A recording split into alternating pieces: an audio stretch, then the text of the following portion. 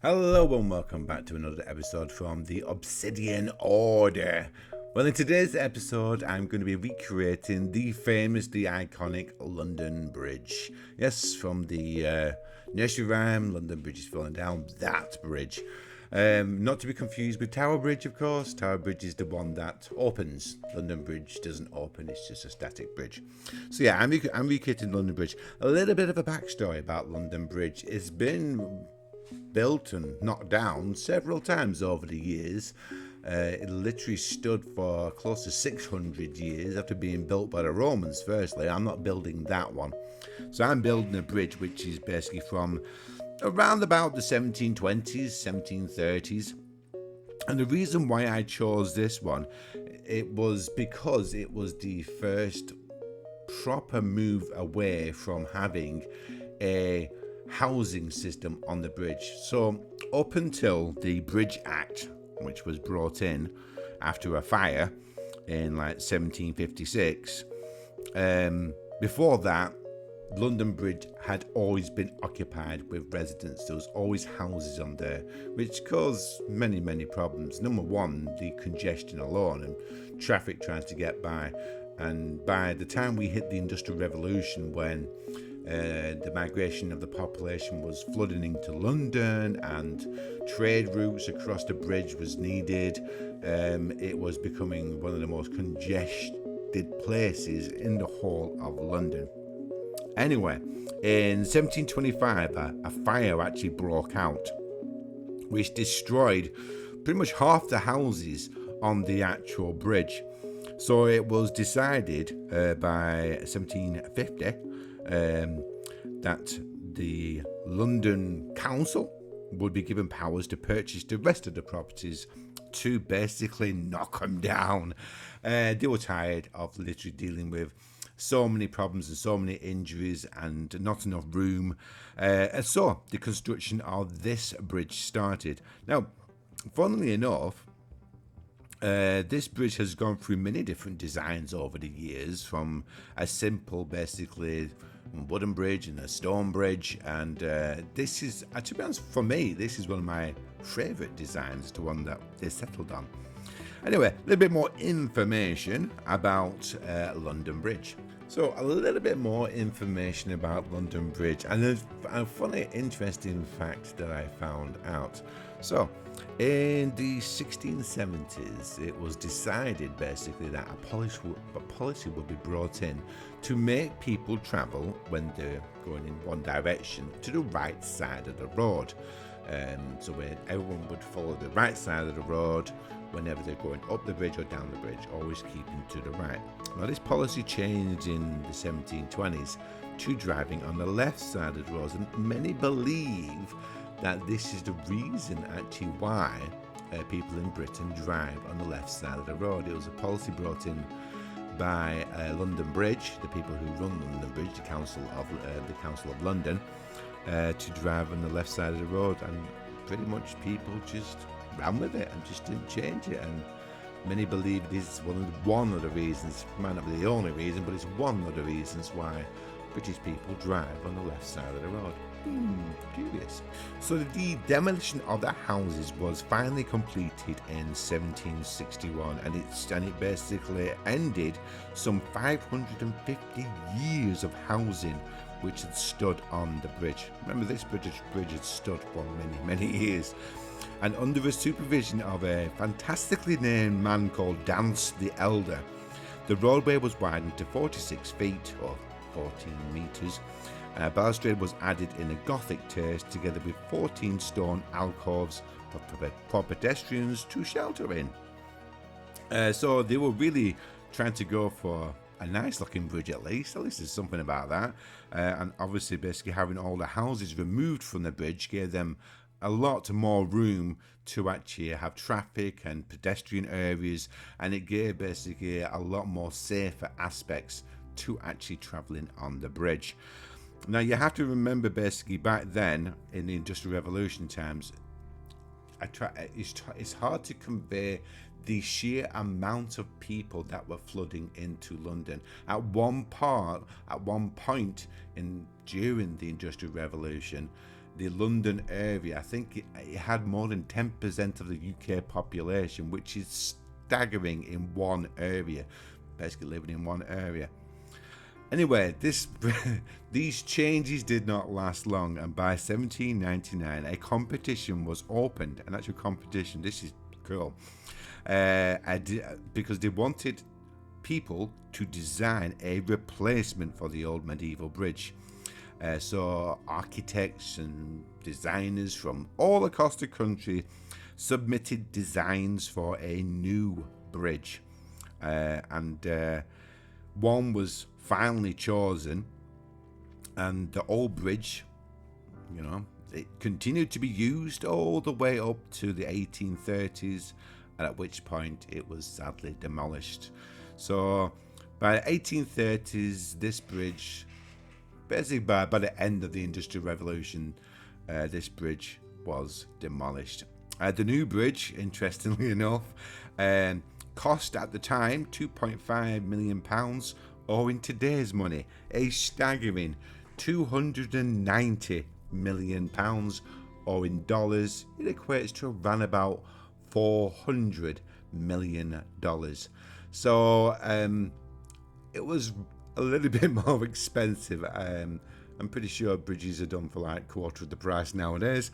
Yeah, the new bridge cost a heck of a lot of money. A little bit more money than I think they wanted to spend. Finally, I just wanted to add in this final little story about London Bridge. Now, in the 1960s, a local councillor, Ivan Luckett, put forward the idea of selling the bridge. And everyone who worked with him thought it was a daft idea, because you would, selling a bridge. But an American called Robert McCullen of McCullen Oil purchased the bridge in 1968 for a then $2.4 million. Bit of a steal, actually. Now, this started the unfortunate story that many people said basically Robert McCullen thought he was buying Tower Bridge, the iconic Tower Bridge. It's not true. That was never, ever the case. He knew he was buying London Bridge. London Council knew they were selling London Bridge. It was never. It started as a joke, basically. And it just basically ran away with itself. So the story is stuck around for many, many years. And people just ended up believing that this American came over to Britain and he thought he was buying Tower Bridge, but instead we sold him London Bridge. It was all a little bit of a joke, a little bit of a falsehood, and no, the guy always knew what he was buying, and London Council always knew what they were selling. But the whole bridge was basically taken apart block by block, and was basically it was ferried over to Princetown in Devon, where they had to trim the stones a little bit, and then basically was sent over to all 10,000 tons of granite was shipped via the Panama Canal to California, where the bridge now lives at Lake Havasu City, Arizona. So if you live in Arizona, that is the original London Bridge. Well, one of them anyway. There's been many London bridges. So hello and welcome back to the server. Hope you enjoyed a little time lapse and a little history lesson that I had going on. So I better basically bring you up to date with what the heck's been going on around here, because you would have noticed with the time lapse that things have changed just a little bit since the last episode, namely this block of houses here. Well, more than just a block of houses, it's double deep. Got one there. And then you got this one's here, and we have a new chimney as well, which will be part of a larger structure. But yeah, this region, basically, these houses, they're supposed to be people who literally have nothing. These are the slums, as it was. So hence the reason why I chose a really dark block palette. I have tried to keep to the similar design that I've got going up there. So this is the similar layout and stuff. We've got some of the windows are boarded up, and we've got some broken windows out there. But just, I wanted to try to portray dark, dingy, and just not particularly nice. And I think I've achieved it. It's pretty awful around here, which is kind of the aim I was going for. And we have a little bit of an alleyway going up along the houses as well. And now, no, none of the houses have anything inside, but I will be putting some sort of designs inside the houses. It's going to be something super basic. I'm going to change this out to some sort of like flagstones, probably something similar to this on the insides, because these houses would not have had carpets, not even a chance. But yeah, so this is what I built before I actually built the actual bridge. So I enjoyed doing this one actually. It was actually quite a fun project. And the chimney will be the first of many chimneys. Attached to this will be probably some sort of factory, probably in the same style, it's the same brick pallet style. It's just that I don't have any more bricks at this moment in time. So yeah, which reminds me, which links with now, I love my bridge. Look at that, isn't that nice? I do like how it's come out. So I've opened up a rocket shop over at Sunfire's base. So far, no one's, bought any rockets, and the price for the rockets is clay. So I'm not charging money. We can't really charge money anywhere. We don't really want to charge money. We charge like trade, so items that maybe difficult to get. I'm pretty sure that Cranky Calamari is charging axolotls for his items. So yeah, it all depends basically what you're in need of, and I think Cranky needs lots of axolotls.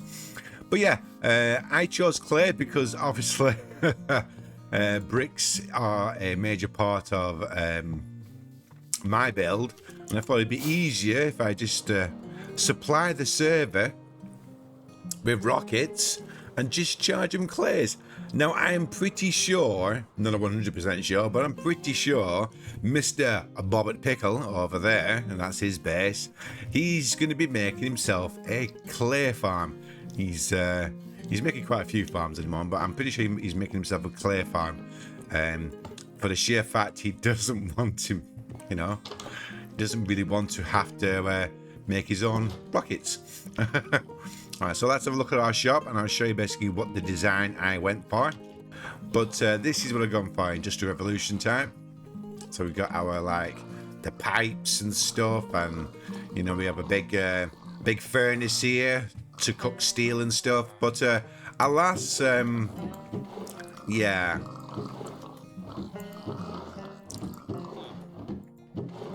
I have a feeling people are maybe being put off by the pigs. No, I don't know why. I think the other server mates just don't know it's actually open. Yeah, 64k bowls, not blocks. Hold on, let's walk away from the pigs because they're really loud. There we go. Yeah, it's 64 clay bowls, not 64 clay blocks for 64 rockets. I think maybe I should put that there. Balls. 64 clay bowls equals 64 rockets, and there's plenty of rockets. So, actually I might just smash up and buy what I want. So yeah, that is currently open for all of the Obsidian order. Hopefully they can basically buy all the rockets and lots of clay. In the meantime, I'm still having to dig it up. Now, in the next episode, it's probably not going to be a building episode or even a time-lapse episode. But instead, I want to give Cranky's a new trials chamber a go. He's redesigned an actual trials chamber. I've mentioned this in my previous episode. So he's gone into trial chambers, literally knocked down everything, and supplied me with quite a bit of tough bricks, which was lovely of him, very, very nice of him. And he's redesigned one himself, a little bit more difficult, with a few nasty surprises in there. He's not done an actual tour of it, just for the sheer fact he knows we all watch, and he wants it to be surprising. So in the next episode, I'm gonna have a shot at Cranky's actual trial chambers that is made, which should be a lot of fun to do. this area is expanding lovely now. I like the fact basically we've got, you know, plenty of rows of houses. That bit over there is going to be where the train station is. I decided I was going to have it there instead of basically at the end here or at the end round the corner. We're going to have the train station over there. Now, I might have to widen it out a little bit because it'll be going all the way back there and coming all the way out to here, the actual train station. But I might have to push this down a little bit this way because, to be honest, I think I want to have a train station and then next to it an actual train yard, which keeps actual trains in. And obviously we've got tracks will be going down here and then basically coming up into here as well. So it's going to be a really, really technical build. And obviously I still have to bear in mind, obviously, the time period of which I am building in. Hold on 1 second. Let's just have a quick kip. Yeah, I have to bear in mind the time period that I'm building in. So I'm going to have to pick a train station. Hopefully there's one in London that was built at the time, which was, in the Industrial Revolution time. I'm hoping so anyway. There's nothing much more I want to do. This is taking me, obviously, well, since the last episode was, I've been building Sodderlift since then. So it's taken me over a week to do the houses and the chimney. And obviously we've got a factory going here. And obviously the beautiful, lovely bridge. And I really do like London Bridge. It is, really, really happy with how this has turned out. Nice and detailed as well, which I super like. But yeah, probably a little bit of a shorter episode today, just because of I've just done so much as usual. I try to record as much as possible in the time lapse, but I am very, very aware of basically, people do get bored quite easily. But I hope basically you're still enjoying the content from the Obsidian Order. Look out for some new vintage story content. I'm going to have a new permadeath survival series starting up very, very soon. And it's going to be a little bit of a different take on the old permadeath survival. My usual stuff. I'm being a little bit quirky with my permadeath survival. I'm not going to tell too much.